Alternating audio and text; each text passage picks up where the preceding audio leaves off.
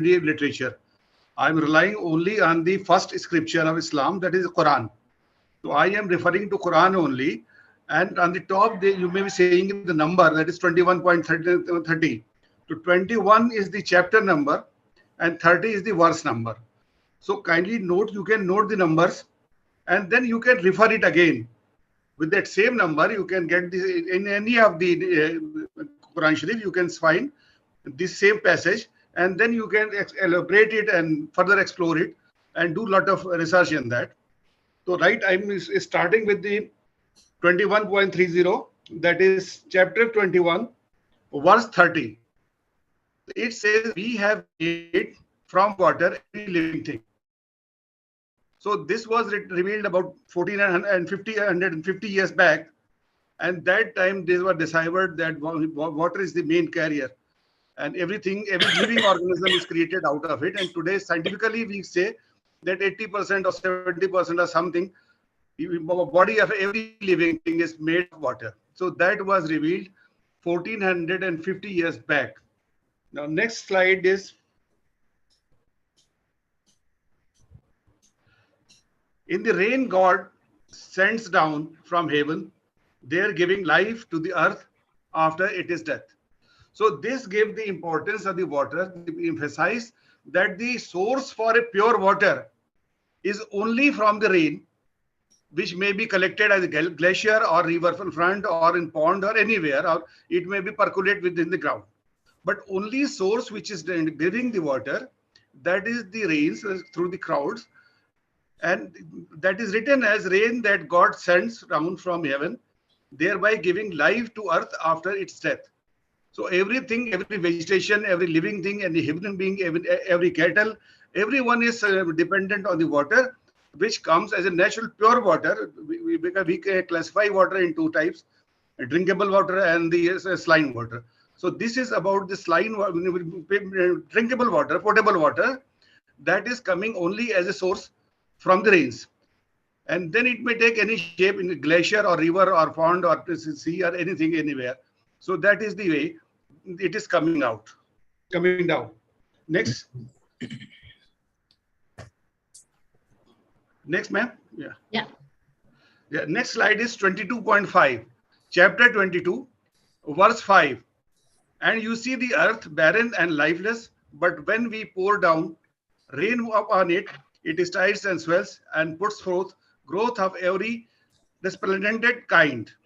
So that is it. When the rain comes, all the fruits, plants, tree, living things, animals, man, everything is getting water from it, and that water gives them the life.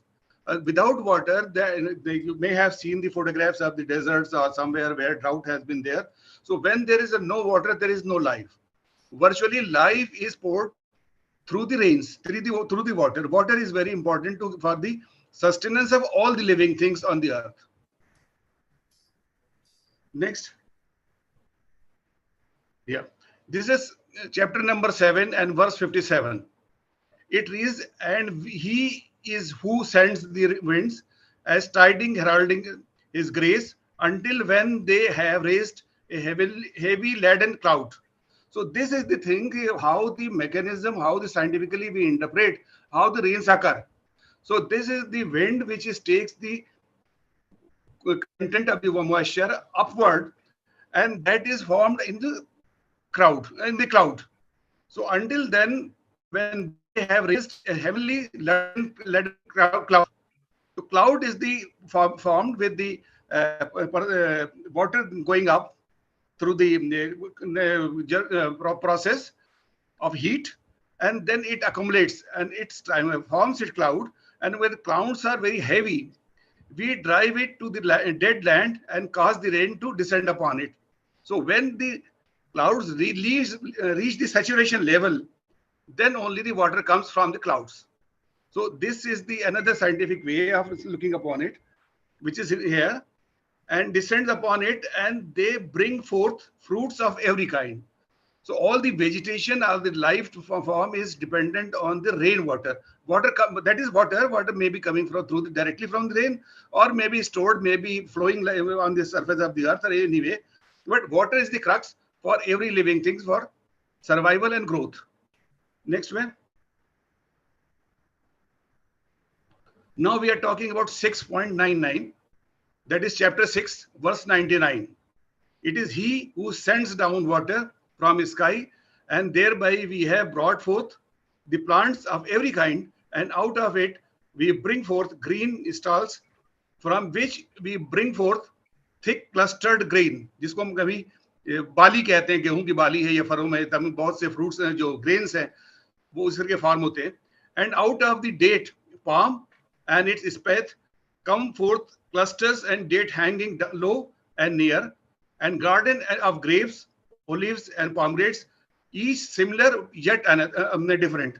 So यहाँ पे few fruits have been referred by name, but that includes all the fruits. They are different, they looks different, but everything is grown in the same process, and that is consumed by the all living things, the human beings and the animals. Next. Next is chapter 77 and verse 25 to 27. We have not made the earth a vessel to hold the living and dead, and have made it in it lofty mountains and provide water to drink. So this is the another narration and the channels. So where the water is collected in the mountains as a glacier, or in the flows in the rivers, or in the streams, or in the any form, and that comes as a sweet water, drinking water, potable water to all the living things. So mountains are there, which are the custodian for regulating the rains and the water supply to earth, because rains may be for only sometimes, maybe 4 months, 3 months, 6 months, but water is needed round the year. So water is stored in the hills as a glacier or in the rivers, and that keeps on flowing throughout the year. Next. Yeah. Here again, chapter 25, verse 48 and 49.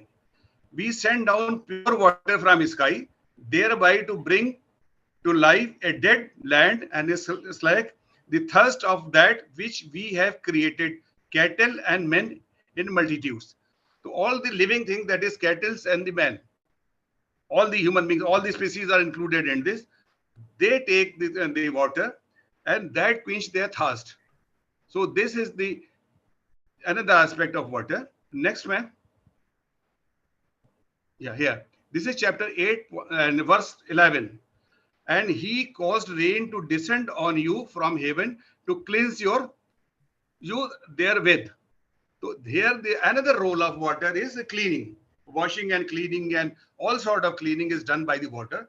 So that role is also given here clearly, that water is there for the cleansing from the heaven, that is from the cloud that is coming, and water is used for cleaning everything, and it cleans everything, it's solvent for everything. That is the notion in this. Next. And now it comes to next part, that is the slime water. It is he who has made the sea of service, that you may eat there fresh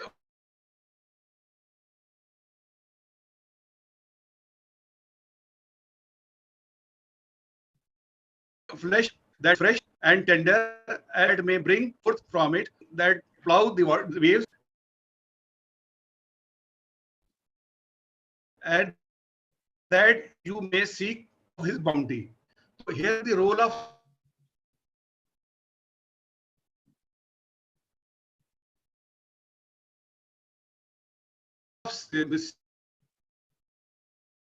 sea is very described. The sea goods are transported. That is the cheapest mode of transportation is transportation, as well as sea has got the fish, various type of fishes also, which is used as food. Lot of food is there from the sea, as well as you get lot of worms like pearl and coral and all this, that is taken out from the sea, and that is used as a ornament. Next. Have you seen the water which you drink?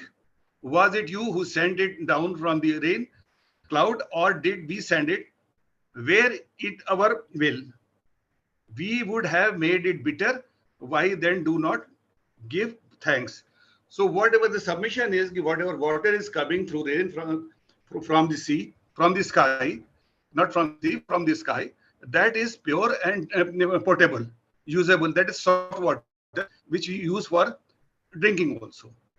Had it been saline or something other, having a different thing, toxic and something different, so that would not have been usable as a drinking fluid. So that is the aspect of clean water, that is coming, that is used globally. Everybody, every living thing is using that water which is coming from the rains. Next. Chapter 79, verse 30 to 33. And the earth after that he has spread it out. From it he has brought forth its water and pastures. And mountains he has fixed firmly a provision and benefits for you and your cattle. So this is again covers that for the water system, water management, the geography, the topography of earth is very important. The role of mountains, culverts, and everything is important. That regulates the water flow for the living things, everybody living, to take the water and they drink it and to sustain their life. So for this is the narration in this. And when the water is there, it covers the postures also for animals also. The thought has been for there. The living things will beyond the man and human species. All the animals are also dependent on the whatever is grown from the earth just because of the rains, that they eat and survive on that. Next. Have you considered if your water were one morning to have seeped away, who then could bring you clean flowing water?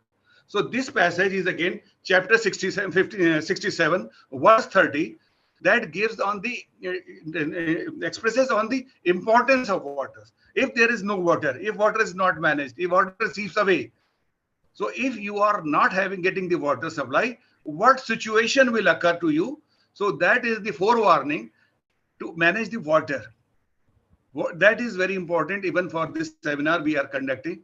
That is only for managing the water, and this is the point that if water is not there, without water, life will not sustain itself. Next. Thank you. So this aspect I have just covered from the directly with the references. Normally people speak on various topics, but they don't give their references. They just quote secondary and tertiary or philosophy or something. But here, whatever I have is very precise presentation based with the references. If references you have taken, you just cross-check it. You can read it with the same number, the chapter number and the verse. The complete Quran in every version has got this numbering. They have the chapter numbers from 1 to 115, and every verse is numbered. So you can always refer with this number. You can take any edition and refer it and recheck it and further elaborate on it and think over it and do a lot of research on that. Thank you. Thank you so much, sir. Thank you. And it's very enlightening. What I'm going to do today, because we are touching upon various religion scriptures as well as philosophers, we will take one question every time. So two different heavy discussion, and as well as we can parcel it in a different way. So if there is any point, any suggestion, any question for S M Akhtar sir, we are going to take it now before we move to Sikhism. And all participants are also requested to put their comments, suggestions, and questions in the chat box, so it becomes easier. Because we are going to jump to different things, it is easier if we go this way. So any questions or suggestions for him? My name is Shamim Alam. Hi, Shamim. Please go ahead. I do not have a question, but I have an additional point to mention here. Professor Akhtar has spoken based on Holy Quran scripture, but what I'm going to mention here is a small hadith, which if I'm allowed to roughly translate, then it would mean that our Prophet peace be upon him, once told to his companions that if you are sitting at the bank of a river and if you are making wudu, washing your hands, and if you spend more water than you exactly need to make wudu, then you have indulged in excess. What it means is this is an ultimate lesson in preserving namat, what we call water. This is what I wanted to mention, that conservation of water, not wasting water, is an important lesson that our scriptures have told us. That one point I wanted to mention here. Thank you very much. Thank you so much, Shamin ji. Very well said. And I do recall that I had heard it earlier also at some congregations. So it's really good that you bring this up. If there is any other question, otherwise or any suggestion, otherwise we move to the next round of discussion. Anybody is interested to add or ask or do something? Okay, so what I'm going to do now, I'm not seeing any hand raised, so I'm assuming that people are thinking and are going to ask questions at the end. Because it's an action-packed, I have to really keep it tight for all of us. So I will move to the next conversation here. So let me just now talk to Ripu Daman Singh ji and Jatinder Kaur ji. Before I give them the floor, let me just give a brief introduction of them. Professor Ripu Daman Singh has been a scholar of sacred Sikh architecture and has published a number of research papers in the domain of Sikh architecture in journals and conferences of repute. He will actually talk about the philosophy of Sikh religion and the relevance of water in the context of Gurudwaras. Dr. Jatinder Kaur, Professor Jatinder Kaur as well, is an associate professor at SPA New Delhi. She is a passionate scholar in the field of sacred Sikh architecture and has researched the significance of elements of nature in Gurudwaras. She will be presenting the sensory perception of water in sacred Sikh architecture through the case study of Golden Temple, Amritsar. So I welcome both of you. You heard how it is there. So maybe it is a good idea. It is there in the Islamic scripture. So it's a good idea that we, once you present, we will have a little bit of reflection that where are the convergence, how the religions are actually talking about conserving water and managing water. So let me just share the screen again for both of you.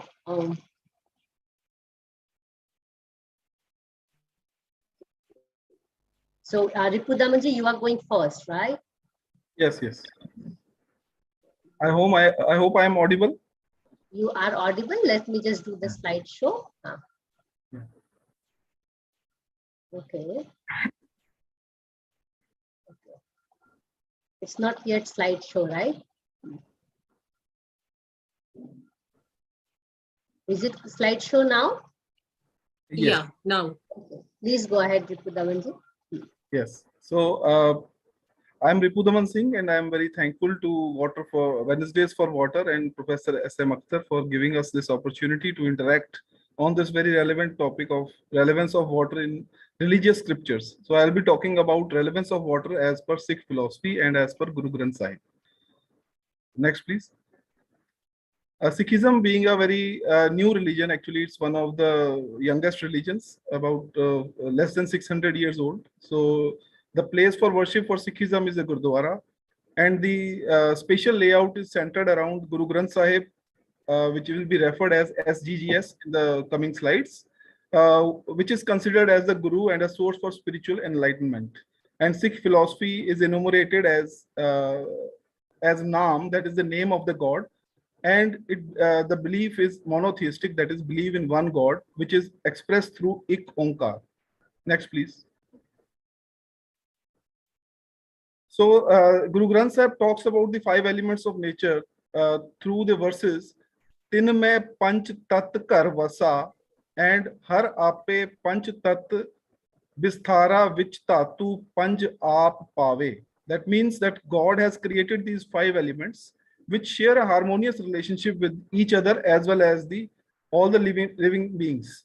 So, and these 5 elements in turn make up the human body also, and create the 5 senses in us. So that is how it has been elaborated in Guru Granth Sahib. Thank you. Next, please.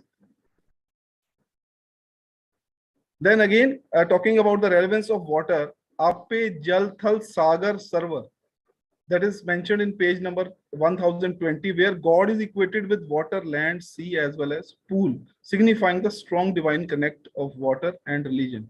Then it is mentioned as Pavan Guru Pani Pita Mata Tart Mahat. That means water or air has been compared with the Guru or God, and father has been mentioned as water, mother has been mentioned as earth. So that signifies the respect that must be given to these elements of nature, especially water, as it is essential for the origin of life as well as growth of life. That is why it has been used as a key element in Gurdwara in the form of Sarovar. Next, please. Pariye hath pair tande pani tote utras khe.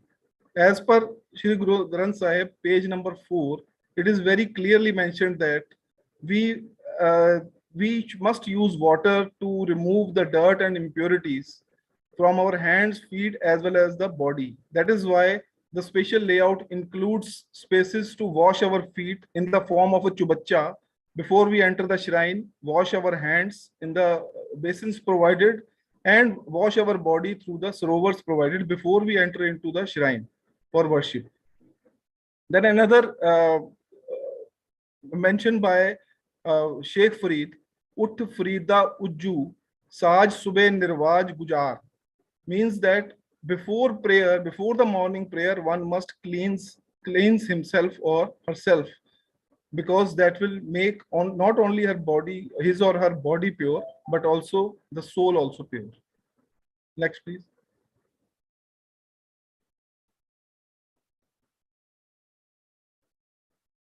Next, please.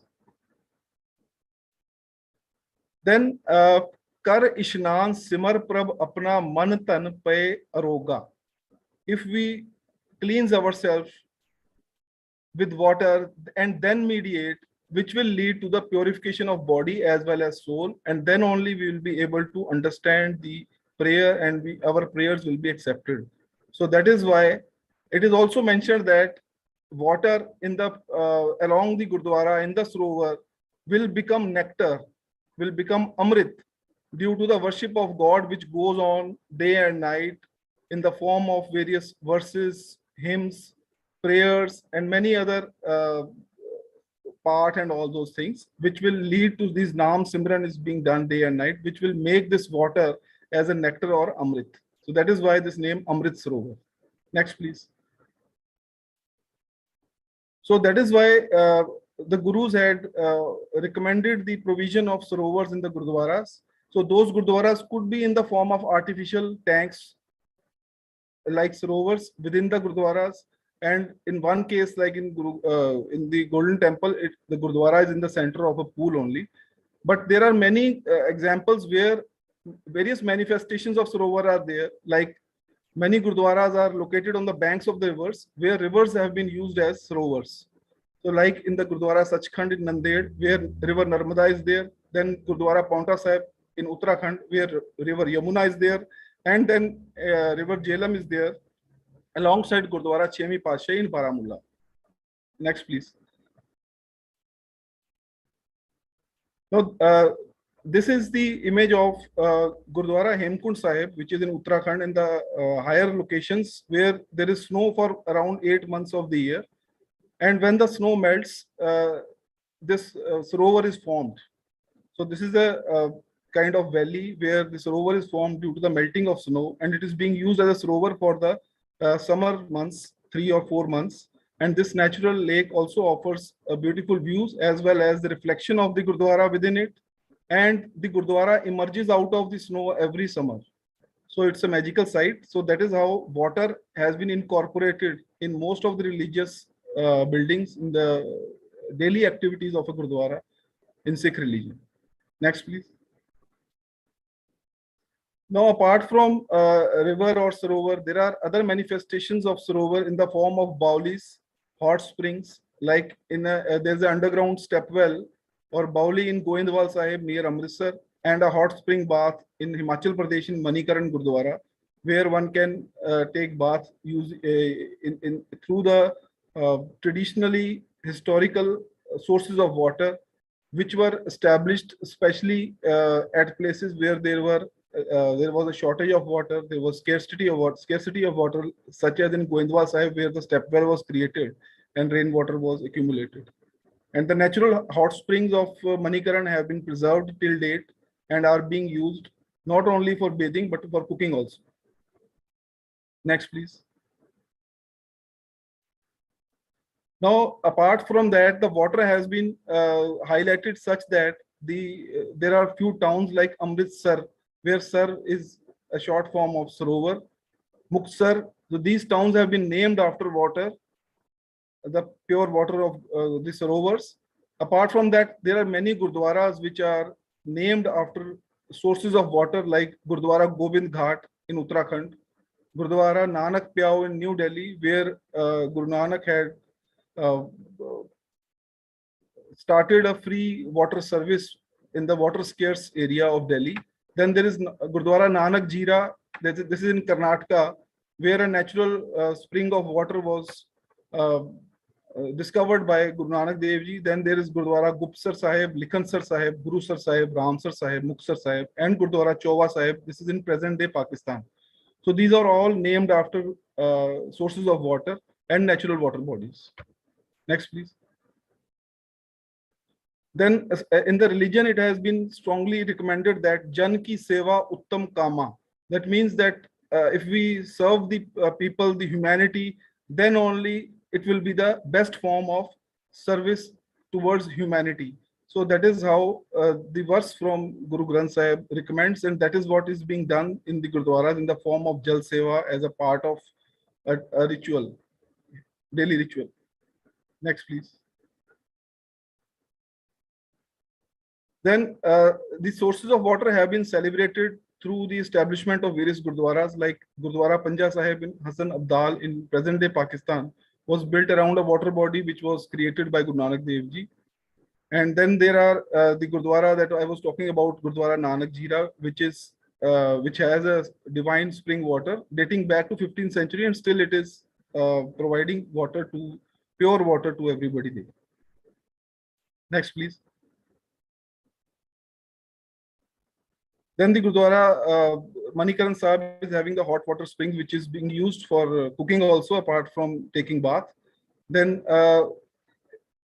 the flowing water has another relevance, that is being used for funerary purpose, that is immersion of ashes in the flowing water for the deceased. So for that purpose, Gurdwara Patalpuri at Kiratpur Sahib in Punjab has been located on the banks of river Satluj, which has been serving this function for a lot of years now. Next, please. Then Pon Pani Besantar Rogi Rogi Tarat Sabogi.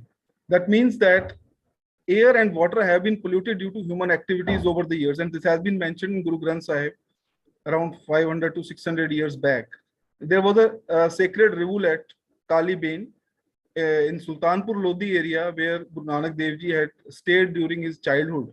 So at that time, this river was flowing as a seasonal rivulet, but later on it was polluted due to human activities. Industrial waste was being thrown into it, and because of this verse that has been enshrined in Guru Granth Sahib, public participation led by Sant Balbir Singh Sichewal, who is presently Rajya Sabha MP also. He himself, along with volunteers, cleaned the rivulet, and presently it is flowing as a clear stream of water, in which there is a lot of you can say ecosystem is there now. Fish is there, and many other water plants are also there. So now it is perfectly clear. Some photographs of the dirty water body can also be seen here. Next, please. Pehla pani jiyo hai, jit harya sab koi. That means that if we respect water, then only everything will become green, everything will become clean, everything will become usable, because even many living beings use it and many reside in it. So we must respect water, clean it. So that is why every year cleanliness drives are taken by Gurdwaras to clean the sarovars. Desilting is being done at regular intervals. And recently, traditional well, historical well of belonging to 5th, 6th Guru Arjan Dev Ji has been preserved in Gurdaspur district, and now it is giving pure, clean water. Next, please. So that's all. That's my part.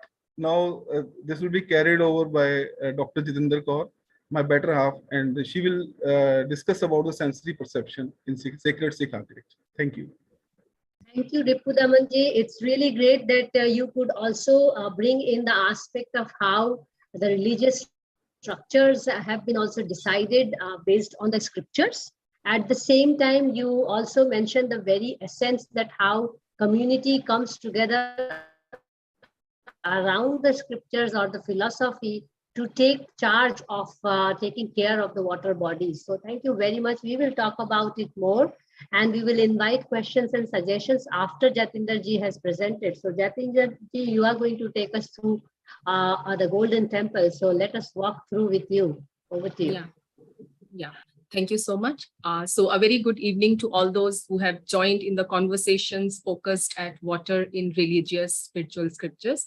So I'm thankful to my fellow speakers for setting the context of this discourse, and especially Mr. Ripu Daman Singh, who highlighted the significance of water in Sikhism, as mentioned in the sacred Sikh scripture, Shri Guru Granth Sahib. So I shall carry the thoughts forward, where I shall present the amazing abilities of water to engage human senses. Now, water is generally known as the elixir of life. But I say water is not only the elixir or a medical potion for the human body, but it's a potion for the human spirit as well. Now, its capacity to elevate the human spirit can be experienced in a Gurudwara, where water becomes a medium to establish and enhance the spiritual connect with the Almighty, which kind of results in the attainment of inner peace. So the title of my presentation is Sensory Perception of Water in Sacred Sikh Architecture. So wherein I shall present few narratives on how water helps one to connect with one's own self and also with the Almighty. So I shall explain my interpretations with the case example of Shri Harimandir Sahib, so which is popularly known as Golden Temple Amritsar. Yeah, so next please. Yeah, so before moving on to the discussion on Golden Temple, so I shall take all of you through the few excerpts from Shri Guru Granth Sahib, so which reiterate the fact that nature and its elements, they are created by the Almighty and He actually resides in them. So the very first excerpt says, Kudrat karke vasya soe, which means that God resides in nature, which He has created. And then Pon pani tarti akas karmandar har bani. So it states that God resides in air, water, earth, and sky, and these elements are His temple. So similarly, Gavehe Tono Pon Pani Besantar. So this particular extract highlights the fact that air and water, they sing praises of the Almighty. So all these three verses, along with many put forward by Mr. Ripu Daman Singh, seem to validate the divine connection between nature and the Sikh philosophy. So if I go to the core philosophy of Sikhism, so then as per Shri Guru Granth Sahib, the purpose of human life is to achieve contentment and happiness while remaining at peace and in harmony with the nature and all its beings. Right, next please. So coming to Golden Temple Amritsar, which is known as the pool of nectar, because Amritsar, Amrit in Amritsar means the nectar and Sar means the sarovar or the pool. So the main shrine or the place of worship, as you can see in the sketch on the right side. So it's a majestic triple-storied golden shrine, which is placed in the center of this pool called as sarovar. Right. So the way this the sparkling golden shrine is placed in the vast expanse of water, so it seems to emerge out of water. and it offers a multitudes of visual and spiritual experiences. The Sarovar brings together all the elements of nature and stimulates the sense organs to create an atmosphere of calmness for human body and soul. So water, in fact, plays a key role by the overall spatial arrangement of the main shrine in the Sarovar. And in fact, it kind of resonates the truth that God resides in nature. So here in the main shrine is actually positioned in water, so which is actually a part of the nature. So one doesn't find a similar positioning of the main shrine in the Sarovar in the other Gurudwaras, as have been shown by Ripu Daman Singh in the previous presentation, few slides. So this is like this placement of the main shrine in the pool is unique to the Golden Temple. So next slide, please. Ramdas सरोवर नहाते सब उतरे पाप कमाते निर्मल होए कर स्नाना गुरपुरे कीने दाना.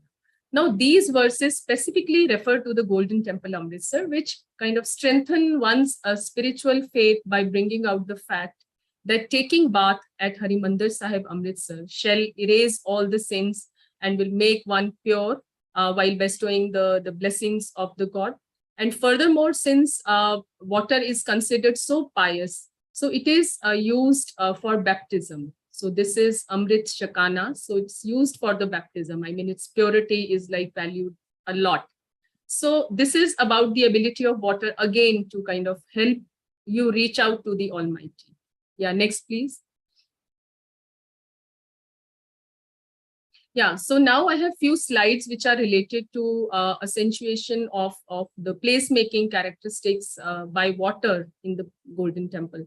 So placemaking in very simple terms can be understood as the capabilities of any space to get registered in one's mind as long-term memories. And in fact, if I have to say, the spaces, they become places when there is a desire to go back again and again and sort of gather some sort of strength and happiness from there for inner peace. And here in Golden Temple Amritsar, so water is an element which kind of helps us to establish or register those memories. So the first attribute for placemaking is the path that one has to follow to reach out to the main shrine. So now this path actually seems to sit on the surface of Sarovar water, which is on both the sides. Now the movement over this path, it in fact embarks the journey for seeking the divine blessings. And in this experience, this is unique in itself because I said, so you will not find the similar positioning of the main shrine in the Sarovar. So we are actually starting the journey towards seeking the divine blessings over the Sarovar, over the water. So this spiritual experience of this journey or the movement on the path, it further gets enhanced due to the reflections of the holy shrine in the Sarovar. So to me, water here in the form of the vast pool, it replicates a very calm but very serene living canvas, I would say. So which is painted by the colors of the sky and the brush strokes of the breeze. Yeah, next, please. Yeah, so and then one has to actually descend few steps to traverse the path over the Sarovar. So this descent also signifies the respect which can be related to the act of bowing down in front of the Supreme. And in this case, the journey is traversed while in connect with the water. So the soulful spiritual invocations, I mean, apart from this journey, so I mean, these spiritual invocations, they seem to reach out to all those who are not even inside the main shrine, those who are sitting or walking outside the main shrine in the circumambulatory path. So I say so because the Sarovar water, it becomes the medium to cool the breeze, reaching out to the devotees. So in a way, kind of comforting their body and comforting their soul as well. Yeah, next, please. Yeah, so the Sarovar, it captivates one's senses of sight, hearing, touching, and olfactory. So the very first emotional response that generates through this interaction is obviously the visual, right? So that is with the sense of seeing. So this is because of the reflective quality of Sarovar water, which captures the human attention. So I again say that this pool is reminiscent of a dynamic living canvas, so whose colors change with the colors of the sky, with the various times of the day, with the various moods of the sky, and the textures, they kind of keep on emerging with the strokes of the wind. So this painting is never the same. It's ever evolving, as is life. So that is why I kind of look at this canvas, water, as a kind of replica of life here too. Yeah, next please.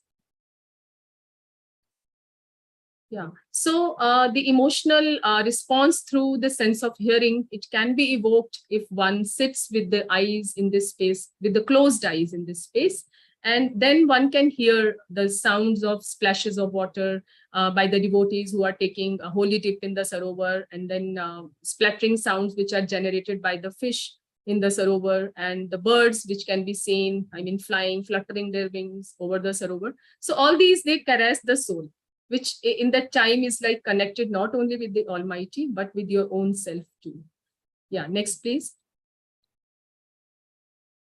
So similarly, the tactile engagement with water, it is kind of experienced at the very first instance of like walking barefoot through the chubacha, so which Ripu has already explained. So it's a shallow pool of water that one needs to step through before entering the Gurudwara complex. So this the tactile connection with water in a chubacha, it seems to awaken the soul. It awakens the soul to sense the transition from a profane word into a sacred domain. So the other tactile experience is also through the ritual bathing in the holy water of Sarovar. Yeah. So similarly, the olfactory sense is experienced. I mean, this is related to the smell. So it is experienced through the breeze which is flowing over the sarovar. So which seems to absorb the fragrances of the fresh flowers which are offered by the devotees, and also the fragrance of the prasad, so which is distributed to all the devotees alongside the sarovar. Yeah. Next, please. Yeah, so in the concluding slide, so I just want to bring forth how water becomes central in the spatial layout of Golden Temple. So bringing humans and nature together to celebrate life.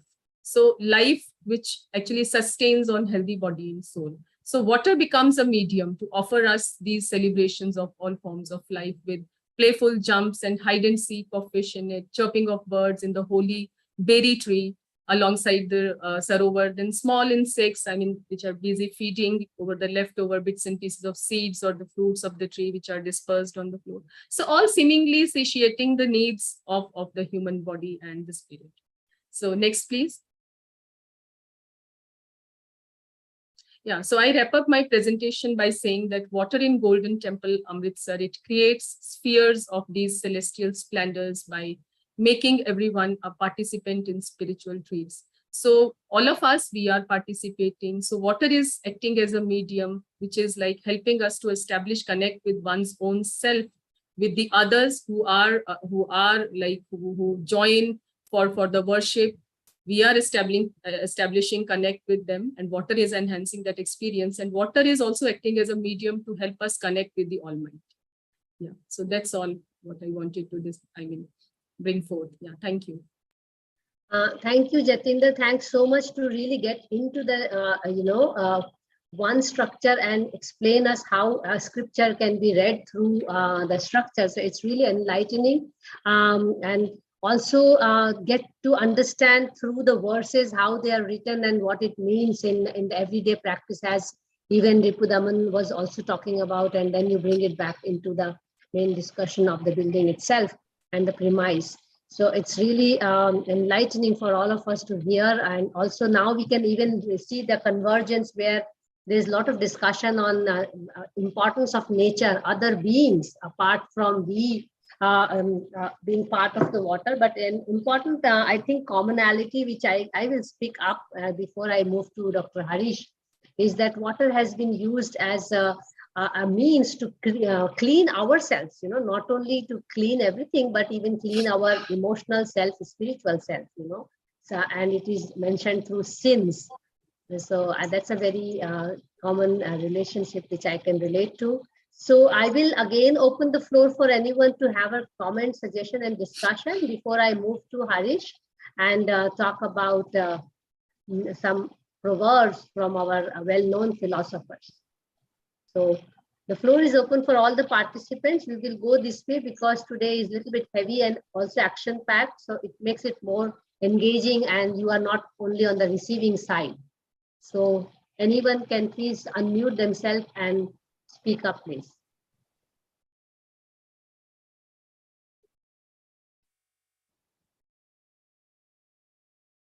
Okay, I don't see any hand raised. So what I will do is move further and then we will bring back the conversation later on. So let me now move to Dr. Harish Tripathi, and welcome Harish. And you heard. Can I interrupt, please? Please go ahead. So at the end, like we have completed our presentation. So I would like to thank our parents who have helped us in understanding of Guru Granth Sahib and have helped us find various sources where water has been mentioned. So a special thanks to our elderly parents. Thank you so much, Ripu Daman ji. And I did pick up a line where it was 3 people who we have to be always thankful: teacher, mother, and father, and how they are linked to nature. And that was wonderful to read, honestly. And you bring that up again, and thank you so much for that. I will move on to our next presenter today, Dr. Harish Tripathi. And by that time, participants, you are encouraged to put your thoughts in the chat box.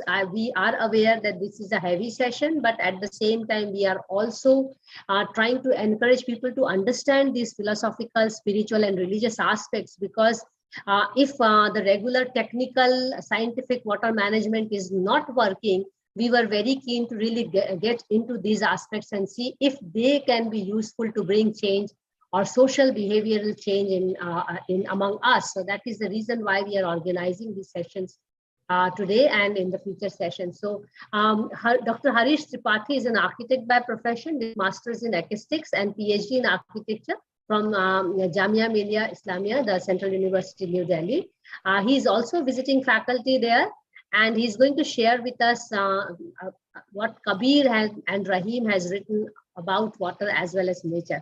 What is interesting, when we actually dig into these literatures, we find that nature and water and other beings are very much intertwined in the writings of the greats. So welcome, Harish. You heard the 3 of your colleagues here and presenters today, and we will see how our great philosophers have also converged their thoughts around it.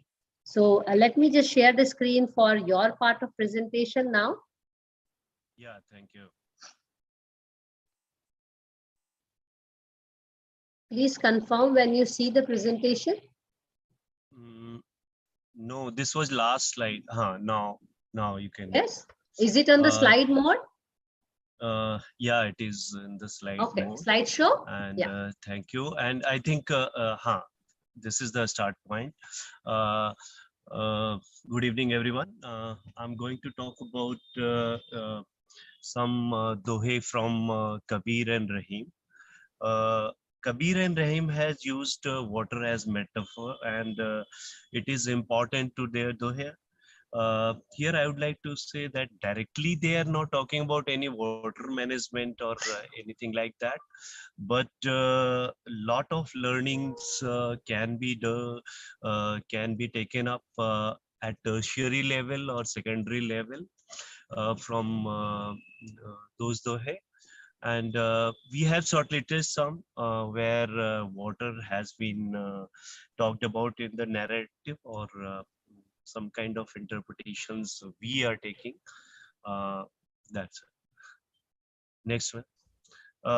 This is first one is from Kabir. Jal mein kumbh, kumbh mein jal hai, bahar bhitar pani, futa kumbh jal jal hi samana, yah tathya kahe jnani. What interpretation I could derive from this doha was that now we have small sources of water and big sources of water. For water management, our belief is that small is as important as any big water resource. So both are important for us. Next. ऊंचे पानी ना टिके नीचे ही ठहराए, नीचा होए सो भर पीवे, ऊंचा प्यासा जाए. In this, the overall interpretation that we are deriving from this, ऊंचे पानी ना टिके नीचे ही ठहराए, that means water can be collected at the lower places only. That means if terrain is such that it's undulated and there are levels, so we should try to collect the water at the lower level. Next one.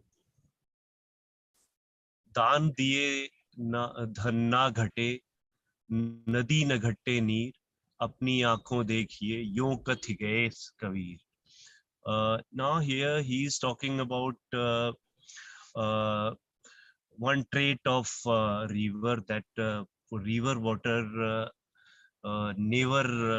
it never depletes. He is saying that anytime river will have the water. So he is talking about the resource, river as a resource of water which will never deplete. Next.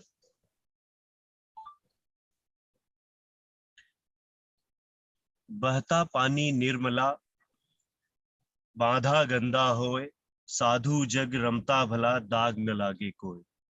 Now in this he is talking about he's telling that if there is running water, it is always pure and good. Whereas if you stagnate water, or water is stagnant, that is going to be dirty. So that is his narration in this doha. Next one. जिन खोजा तिन पाइया गहरे पानी बैठ, मैं बपुरा बूढ़न डरा रहा किनारे बैठ. The interpretation from this is that if you explore deeper, you will get the water. So that is true even now. More you explore, you can get some water, even if there is a scarcity of water somewhere. Next one. This is a very famous doha from Rahim. Rahiman pani rakhiye bin pani sab soon, pani gaye no ubre moti manus chon. In this doha, he is talking about preciousness of water, that, with three examples, that if there is no water, there will be no moti, and manus means for the man. He is talking about his gravity, his overall thing. And chun means he's talking about chuna. Without water, it will not work. It will be a solid thing only, and it will not gain its character. So this way he's talking about importance of the water. Next one. वृक्ष कवो नहीं फल बखे, नदी न संचय नीर, परमारथ के कारणे साधुन धरा शरीर. In this doha, Rahim is saying that he is giving the example that vrich, any tree, it is not going to eat its own fruit.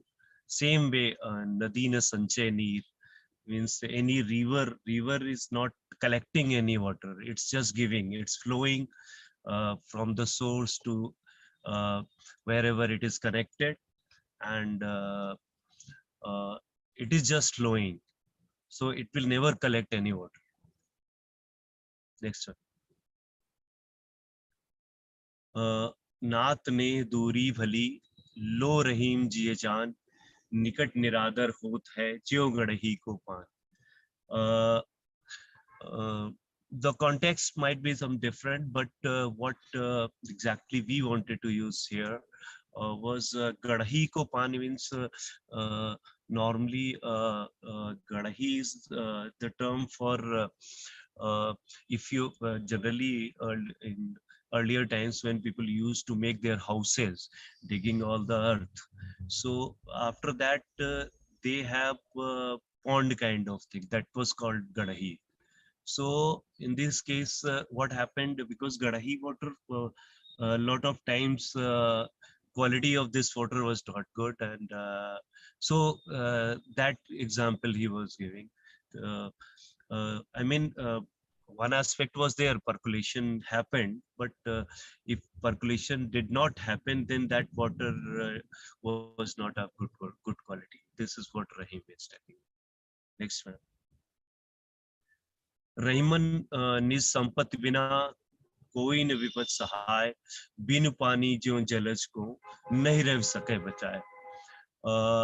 In this doha, Rahim is telling that बिन पानी ज्यों जलज को, जलज means kamal.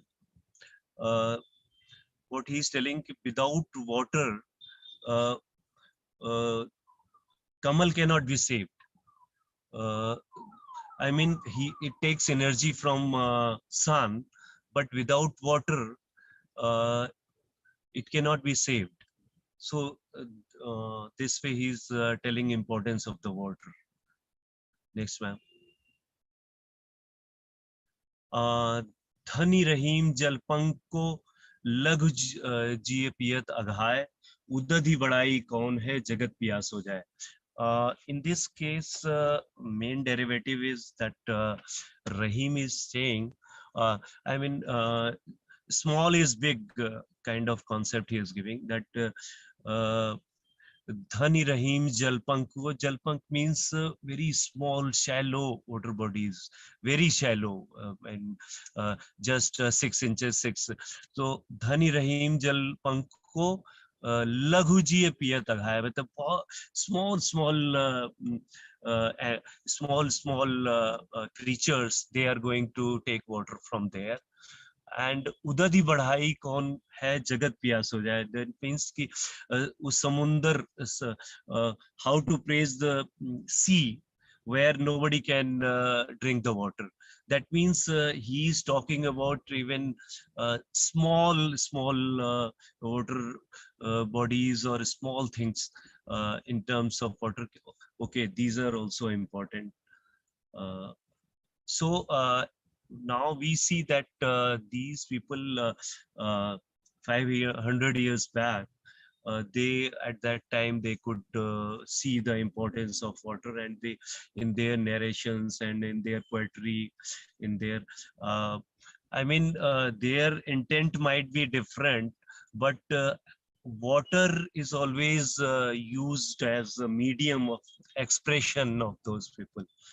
So that way we can see that water has been a really important part of our religious and all these spiritual leaders' journey. Thank you. Thank you so much, Harish. And also we could see the convergence of what the religious scriptures have written long time ago, and how philosophers have interpreted them in making it simpler for people to understand. What is important for us to now learn is there was water problem then also, and that is why it was so articulately used even in the religious scriptures and by the philosophers to solve the problem then and there. I mean, both Rahim and Kabir have been extensively used. So may I invite anyone who would like to add few more dohas here so that we can get there. And then I'm going to take you through the last leg of the presentation today, which are, I think, not so common in India, but some of the most referred scriptures in the world in terms of, not only water, but literature. Anybody would like to add some doha or suggest something or comment on Rahim and Kabir? I think it will be great. because we are going to go across the country, so go to other parts of the world. Okay. I'm not seeing anyone hand raised. So what I'm going to do is now take you through my presentation today. And thank you for your patience, because today was meant to be a longer session. So I do understand that it's a bit digital unwell for all of us, but then please bear with us, because these are heavy topics and these are rare opportunities when we are talking about these things. So what I'm going to do now is take you through two of my very influencing literatures, which I have been introduced some time ago. I'm just trying to share the screen with you. Just give me a moment. One is the philosopher Rumi from Iran, and the other one is the religion from China, which and that is Taoism.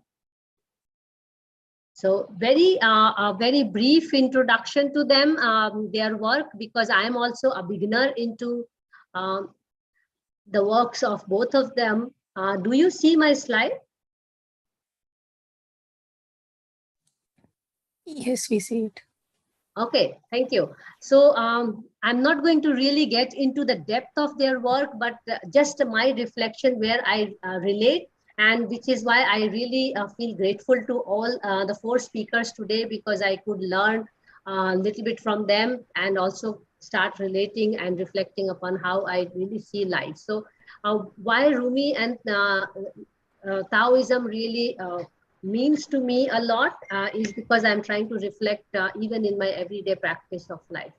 So Rumi, if you may be knowing, some of you, Mawlaviyahat, basically the Maulviya of a Sufism, 13th century Persian Sufi poet from the greater Iran, and his other names are also there, but main name Jalaluddin Muhammad Rumi. And the famous book he's written is the Mawlana, or the scripture which he's written, from where I have drawn some of the references for today. I have been actually reading the English version and various professors who have interpreted their work, because, pardon my ignorance, because I cannot read the scriptures written in the actual language. So there is a lot of lost in translation, but as I mentioned, it is I'm a beginner to it, a toddler into learning about Rumi, and it's been only 10 years. I'm trying to read him and understand him. And the first thing which really gives me strength, and which is where I could relate, is his writing as you are not a drop in the ocean, you are the entire ocean in a drop. So this is where I feel very, very related to what he talks about. And I mean, these are very long proses actually. I've just picked up few lines from the interpretation of various professors around the world. And it is basically referring to do not feel lonely, the entire universe is inside you. And this is where I can also relate it with my everyday work when I'm always talking about I am water, and this way or that way, whether you talk about a drop or the ocean. So this was one of the early, I think, writings which I also came across, which attracted me to the works of Rumi. So now in my presentation, you are going to see on two sides, two of the writings.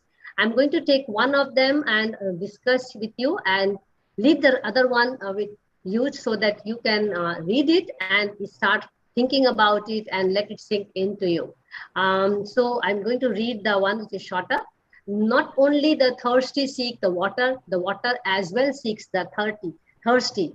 So this has been very, very strong and on my head, to be honest, as I have been trying to learn about water for last 30 years now. But I also feel that the way water management or the condition of water is going on in the country, it is also seeking people like many of us who would like to understand water and also work towards it, you know. So if you relate this with when it was written, you also already start thinking that we have not changed much as humanity, to be honest. I'm going to read both of them here because these are very, very instrumental. Whoever has seen the river doesn't resent giving water to the thirsty. Be like running water for generosity. Basically, we just heard what Kabir and Rahim were also talking about, and also what we heard in Islam and also in the Guru Granth Sahib, it's talking about the flowing water to keep it clean. So this whole urge for even within us is very important to keep like this, to keep flowing, to be cleaning, because we also need to realize that we all are wastewater actually. And that's an important part which I'm going to come later. Now, another one of his prose is water in the boat is ruin of the boat, but water under the boat is its support. And this is very, very interesting to read how he has really used the same two analogy, boat and the water, and talking about its positioning, how it changes the role. Then other one, which is very heartful, I will say, love is the water of life. Jump into this water or drink it down with heart and soul. So this is basically in context of talking about being more responsive as well as more responsible towards humanity or towards others. So as I mentioned, I'm just picking a few things and trying to introduce these philosophies to you as I'm learning, and I will encourage all of you to really go through it and we can co-learn about these things. Then I will read one of them from here. Just as water reflects the stars and the moon, the body reflects the mind and the soul. You can relate all these things with your respective religion. So I need not be really elaborating on all these things, but as I mentioned, I'm reflecting upon my own being. And it has been aspiring actually to try to be as transparent as possible, try to be as reflective as possible, as responsive as possible to what people around you say, what nature around you really asks you to do. So this is very, very touching for me, to be honest. I mean, if one can reflect their own character like water, I think nothing like it. We can aim for it, Then the water said to the dirty one, come here. The dirty one said, I am too ashamed. The water replied, how will your shame be washed away without me? So pertinent, these lines, I mean, if we look at it today, and when we also heard all the other speakers today, when they were talking about that water is seen as a medium to even cleanse oneself, so this is very much related to that, and it is written so many years, centuries ago.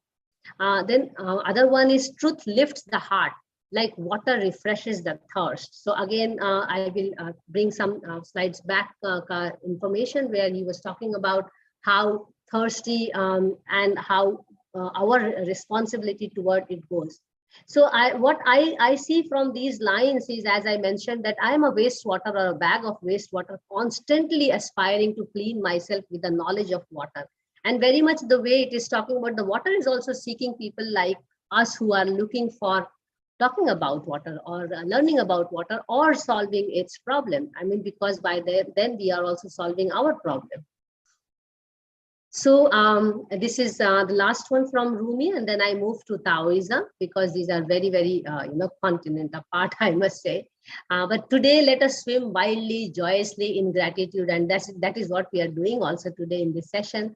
And let me just quickly thank you again, and also apologize for the delay we are having or extended session today. So keep digging your well.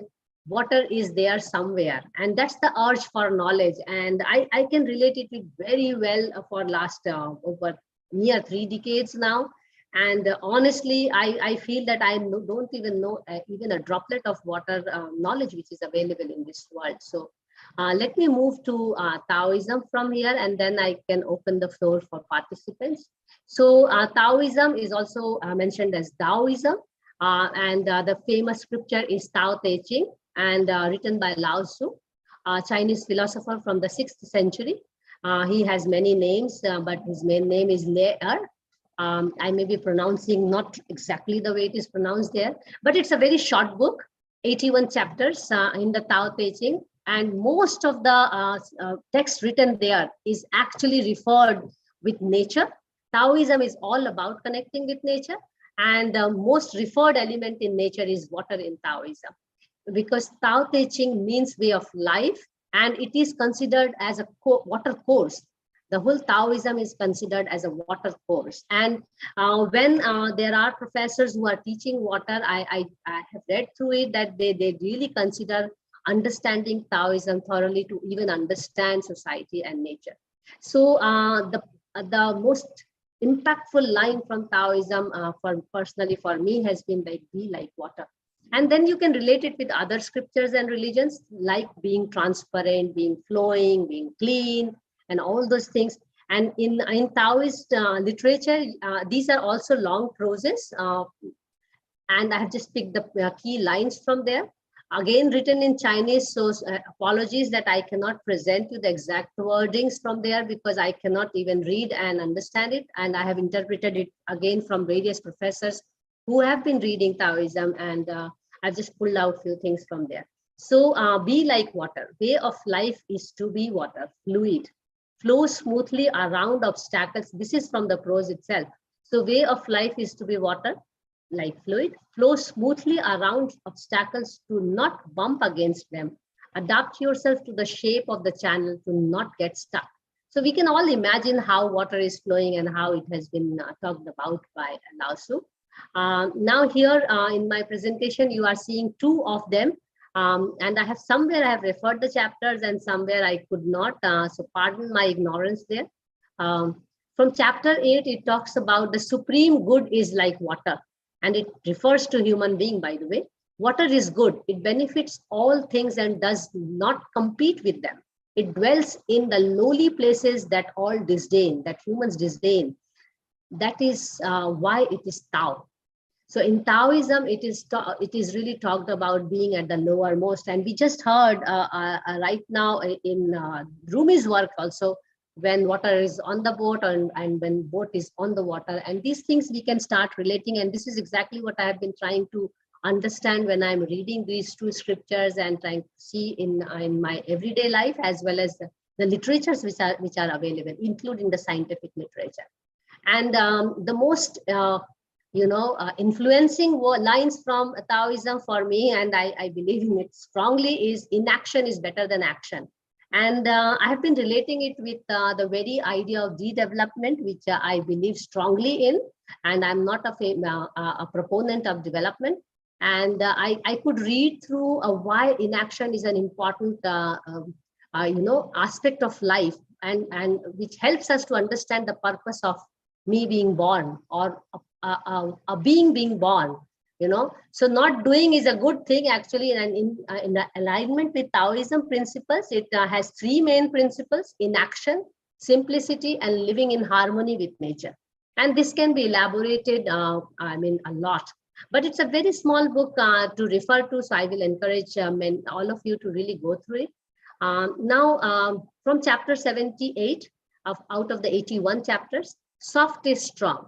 Nothing in the world is as soft and yielding as water, yet for dissolving the hard and inflexible, nothing can surpass it. So you can relate it what I am trying to mean, even as it was mentioned in Rumi, when it was talking to a shameful being, and water was talking to that being and saying that you will require me to even cleanse yourself.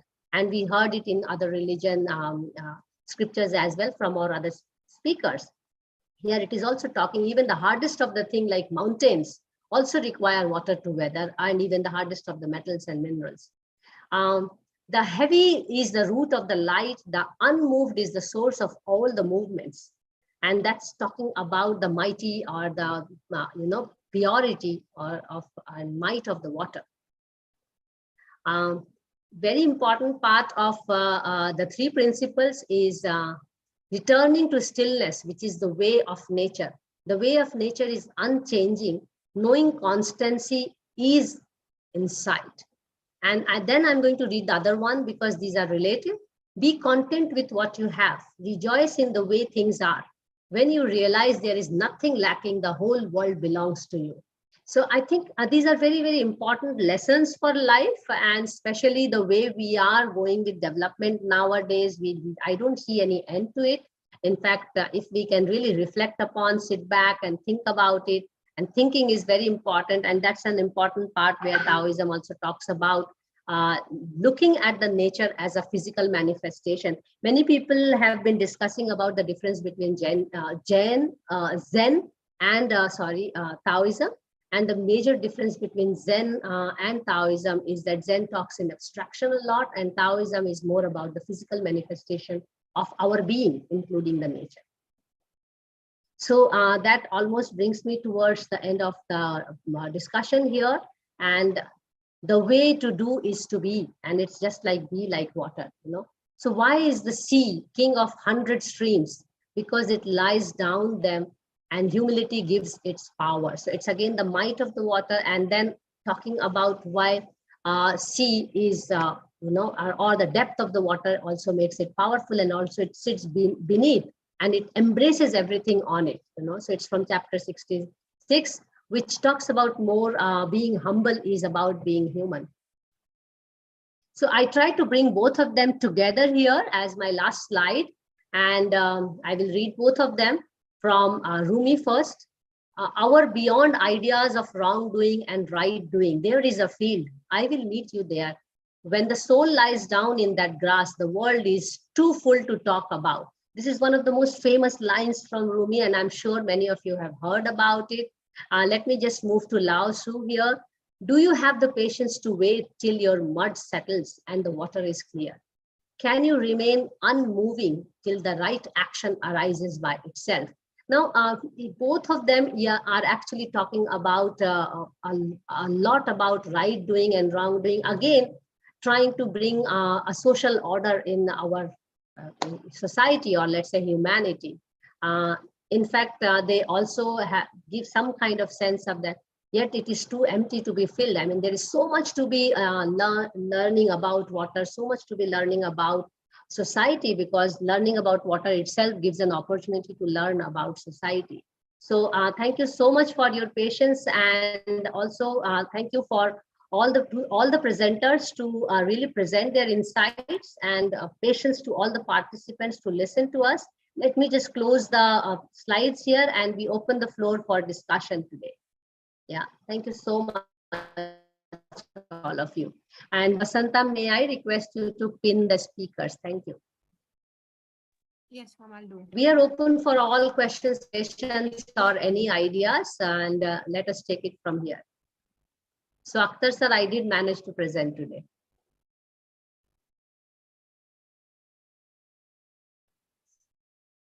Okay, I'm just checking the chat box if there are any ideas. Akhtar sir, you have to unmute yourself. Yeah, sure. If there are questions from the participants, we will take it, or we will take one last round of thoughts from all of you as speakers. So if there are any questions from any it's of the heavy speakers, session for people to ask questions, huh? Yeah. Yeah.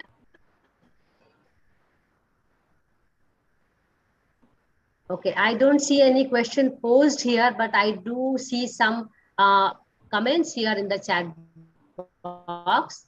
So what I will do, because we are already running in time shortage, so I will take one last round of one or two lines from each one of you, because we heard few things here. Where do you see convergence? Where can these important scriptures be utilized in today's context to bring a social behavioral change? So we will start with the same sequence. Akhtar sir, over to you. So the best part of this presentation was all the five speakers, they were giving precisely the references, and that can be always checked and re-verified, and most of the fundamental writing, the thoughts which cannot be disputed. So here there is not much discrepancy, or just say for anything you have said without any reference, without any quote, without any rationale, without any reason. But here everything is logical and just giving the reference. So giving the reference, if you take the reference from it and take a note of it, then you can pursue, everybody can pursue his research, his own exploration, his self-teaching can be done by going through that literature with that reference. Precisely you can hit the nail, and you can do much more than where we have left. From there you can start and do it. That is my submission to all the audience here. Thank you. Thank you so much, sir. Very well put, because references are important. Otherwise, let me also tell all the participants here, we have been trying to organize this session for last 3 months 3 months, with no exaggeration. And trust me, it has been extremely difficult to find speakers because we have series of sessions for different philosophers and religion. So it's very important that references are there and we put as it is and even if we are reflecting, we have to mention that it is my reflection or my interpretation, and this is what is written in the original scripture. So thanks, Akhtar sir, for bringing this out. Ripu Daman Singh. Yeah, there is a question by Prajakta about the Amritsar pool of water, that is the Amrit Sarovar, that whether it's a natural depression or what kind of source of water. So as per the legend, it has been reported in many papers that this body of water has been there as a natural, you can say, low-lying area, and it was a natural water body in the medieval times, in the olden times, in the historical times, when it has been referred in Mahabharata also, like Love Kush was staying near the natural source of water. Then Buddha has also referred to Amritsar. But the fact remains that the Sarovar of Harmandir Sahib is actually fed through a canal, which is a, like you can say, man-made canal only. So which is a tributary to a river. So the Sarovar is being fed through that, and the water is like transported from around 15 to 20 kilometers from the actual Golden Temple. So Nice. Presently, yeah, I see, Vasanta, you have something very, very interesting. Would you like to speak it out, please, for all of us?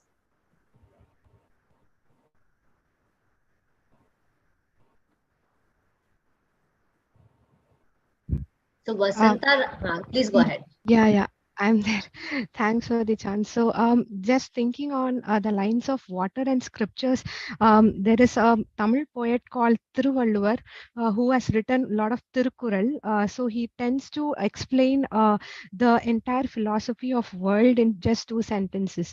So there is a Tirukkural which says that நீரின்றி அமையாது உலகினின் யார் யார்க்கும் வானின்றி அமையாது ஒழுக்கு.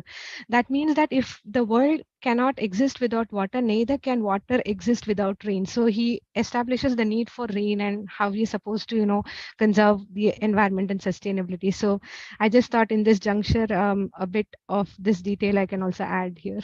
Very good. We heard Akhtar sir talking about rain a lot in his, verses.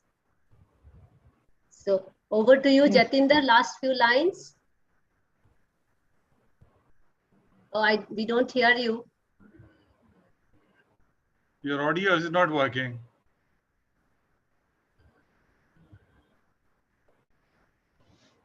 She got a problem with the audio. It's on, but it's not working.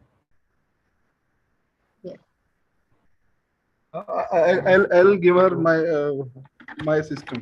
Then it will be. Please fine. do that. Do that. Okay. Yeah, give Right. Give. Sure.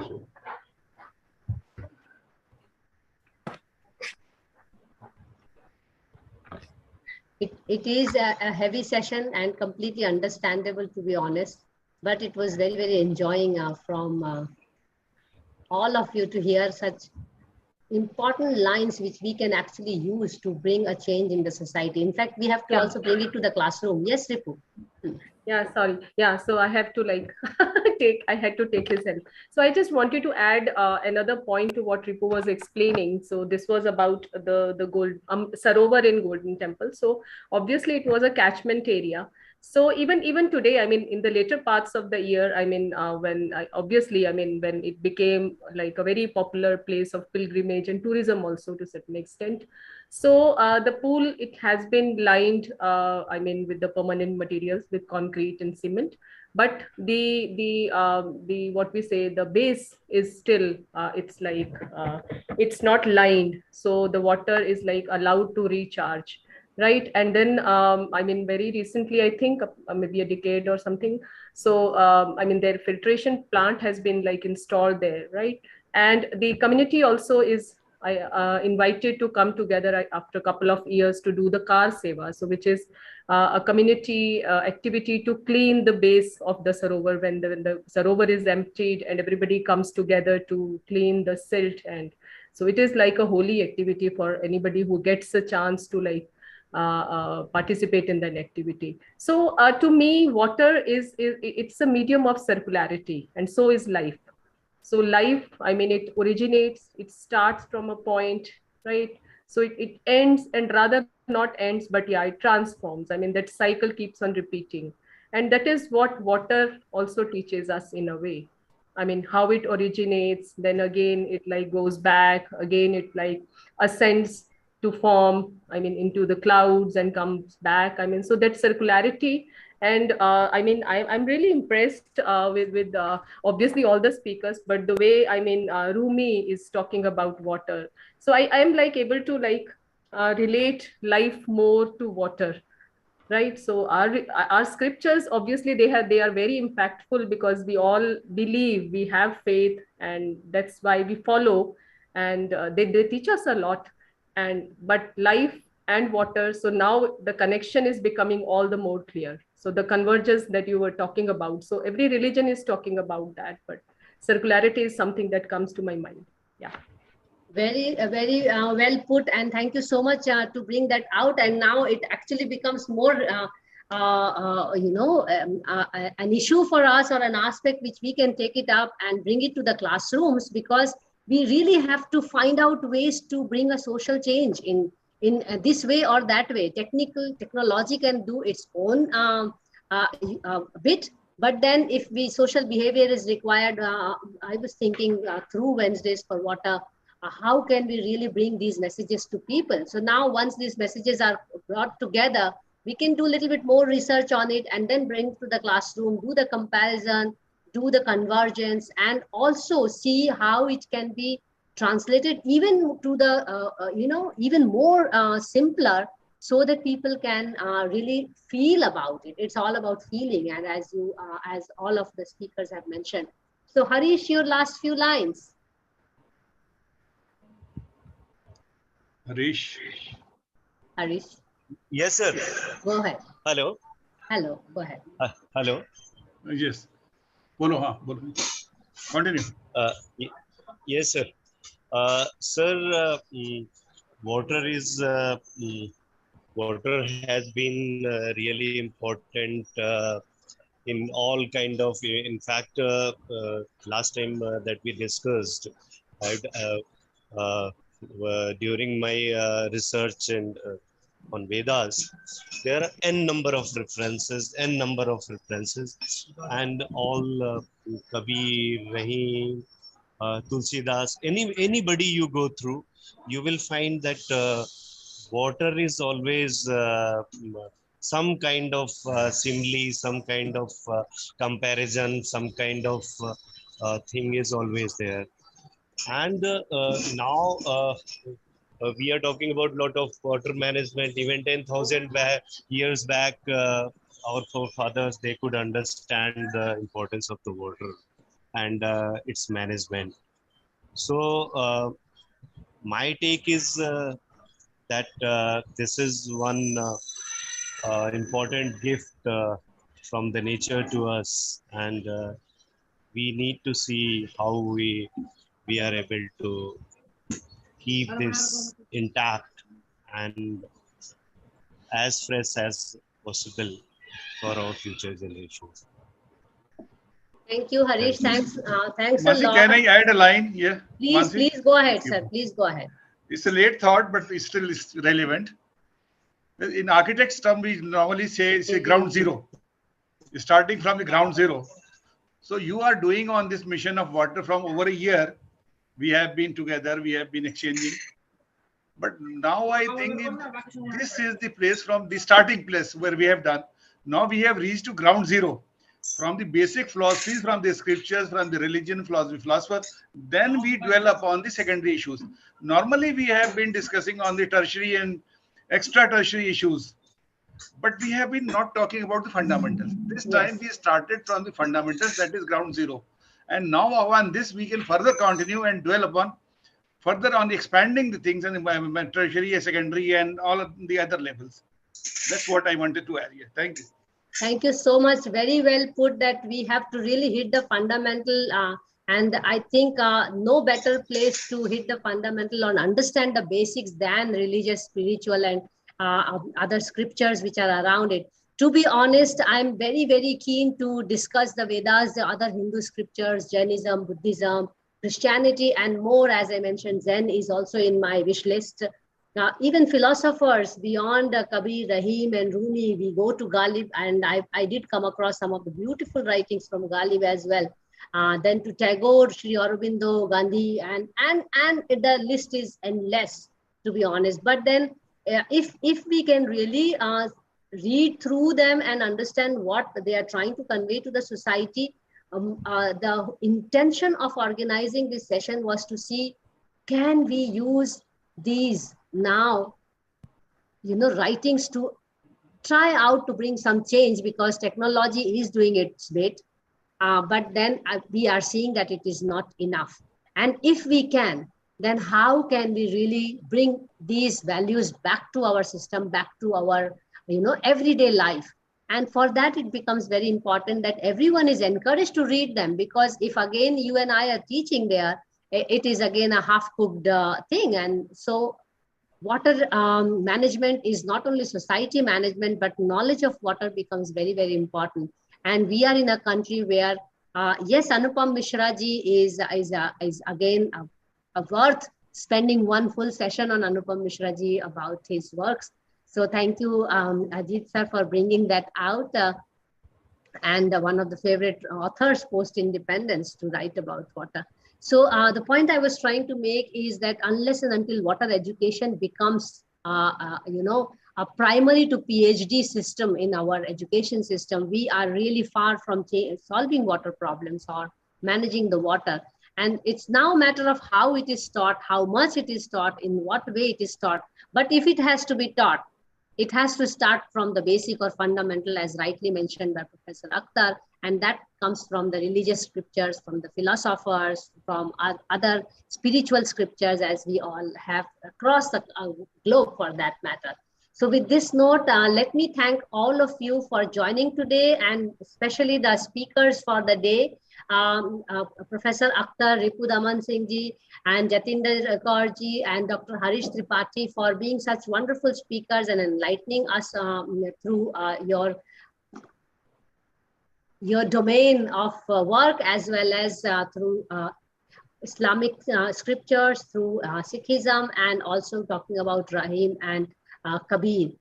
With this, let me also announce the next session, because we are also having Friday waters these days. And this Friday, we have water art session, where we have a deep dive diver, Uma Mani, who after diving every time, she comes back and actually makes paintings of her experience in the deep ocean.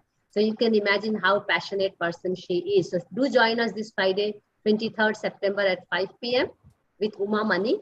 And the next Wednesday, our hard session is a very hardcore session for that matter. It's on building resilience through nature-based and community-centered approach. We also heard today how even in the religious and spiritual scriptures, it was talked about that community has to come together and own it and do it by themselves. So we will have some example in the next Wednesday, September 28th. We continue to do Wednesdays and Fridays and Mondays nowadays, and we are really grateful, and we thank you for your support and encouragement. At least for now, we are booked till December, so I can tell you that we are going at least until December. So we are taking baby steps in water education for all of us, and we are very grateful to all the participants and all the speakers who have come forward and supported us in carrying out this series. So thank you so much. Do take care of yourself, and I look forward to having you next Friday, and as well as next Wednesday and the Wednesdays to come. Please take care. Thank you so much. Thank you. Thank you. Thank you. Recording has stopped.